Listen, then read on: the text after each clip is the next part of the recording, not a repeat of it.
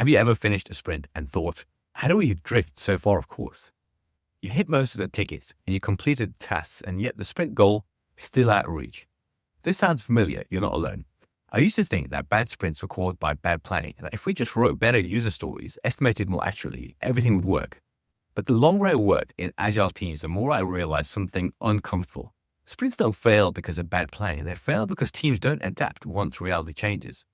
Today I'm going to show you why that's the real root cause and how you can build sprints that actually deliver value even when things don't go to plan. I'll be honest, early in my career, I was a perfectionist in sprint planning. We'd have 2-hour sessions carefully mapping out every ticket. We'd assign story points down to the decimal. And yet by day 4 of the sprint, something would always happen. A new priority, urgent priority would land from business. A key dependency would get blocked. A teammate would fall ill, or sometimes our understanding of the work would change mid-sprint. Every time the same pattern played out, we'd feel torn. Do we stick to the original plan or do we adapt to reality? Most teams, mine included back then, tried to force the original plan through, and what did we end up delivering? It wasn't what the users needed anymore. It wasn't even what the business still wanted. We were agile in name, but waterfall in spirit.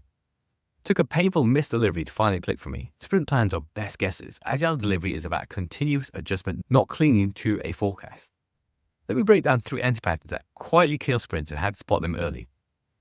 Anti-pattern number 1, fear of changing scope. I once coached a team where the product owner literally said, if we change anything after sprint planning, we failed. Imagine the pressure that puts on developers.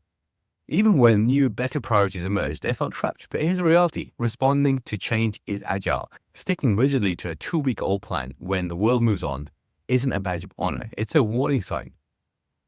Anti-pattern number 2, ignoring new blockers.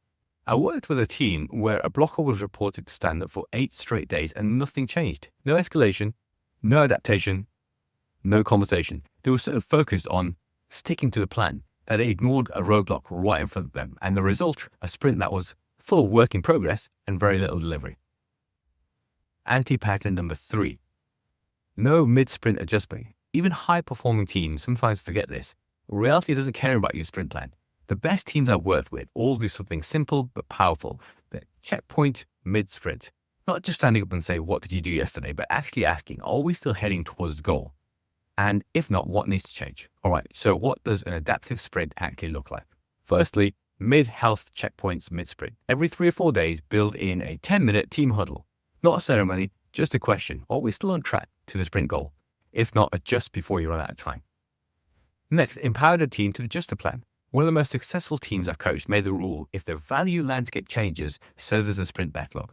Developers were trusted to surface changes and swap work if it made better sense for the sprint goal. Not everything needed a formal replan. Small tactical shifts keep delivery aligned with reality. The next thing to think about is outcomes over activity. Nobody cares about how many tickets you completed if the actual business goal wasn't achieved. Shift conversation from what tasks are left to are we delivering what matters. Activities fill a board, only outcomes create the impact. Next, what you have to do is make talking about change normal. Create a team culture where adapting isn't seen as failing the planet, seen as living agile values. When change is normalized, teams move faster, deliver better, and feel less stressed. All right, I'll leave you with this. One of the proudest moments I've had as a delivery manager wasn't shipping a huge project. It was watching a team mid-sprint realize we'd planned something that wasn't the best use of our time anymore and have that courage to pivot. No blame, no drama, just a 5-minute conversation, an adjustment, and a renewed focus. That's real agile, not rigid, not fearful, responsive, adaptive, human. If your sprints feel heavy, rigid, and rushed, you don't need bigger plans, you need smarter adaptation. Thanks for spending a few minutes with me today. If you found this helpful, hit subscribe to the Agile Edge. Every week I share real-world delivery strategy to help you stay ahead, lead better, and build healthier teams, not just faster ones. I'll see you in the next one.